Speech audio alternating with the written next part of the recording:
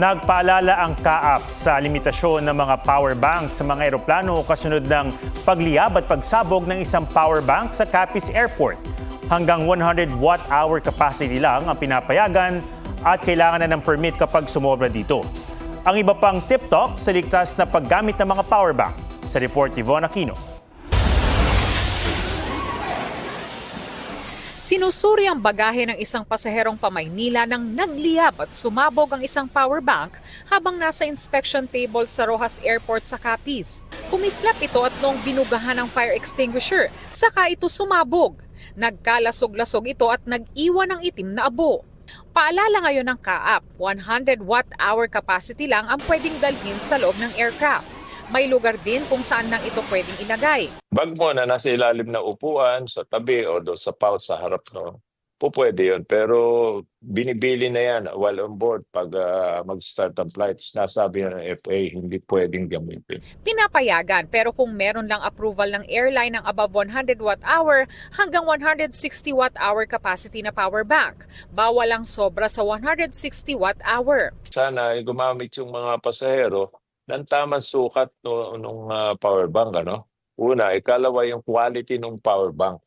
Very important po yan kasi kahit na below 10,000 yan, tapos may short circuit, may sirang kable, that's very dangerous. Paano nga ba nagkakaroon ng risk ng pag-apoy o pagsabog ang isang power bank kapag nasa eroplano? Kunwari yung mataas ang lipad mo, biglang nagkaroon ng turbulence, bumagsak, magkakaroon ng change in pressure, in G-shock na sinasabi.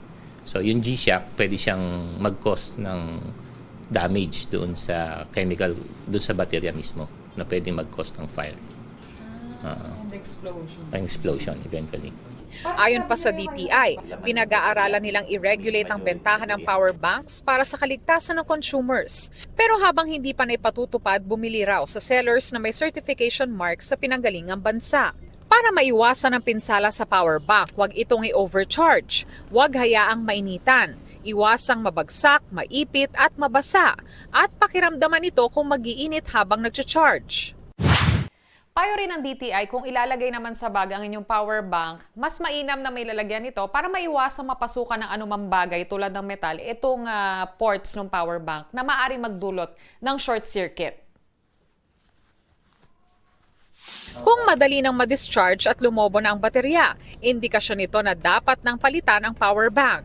Kung i-dispose, huwag daw ito ihalo sa mga regular na basura. Pag battery kasi, lalo na yung lithium ion, may mga hazardous chemicals yan sa loob. So mas maganda dun sa proper disposal. Magtanong na lang tayo dun kung sa LGU natin kung saan meron. Von Aquino, nagbabalita para sa GMA Integrated News. Huwag magpahuli sa mga balitang dapat niyong malaman. Mag-subscribe na sa GMA Integrated News sa YouTube.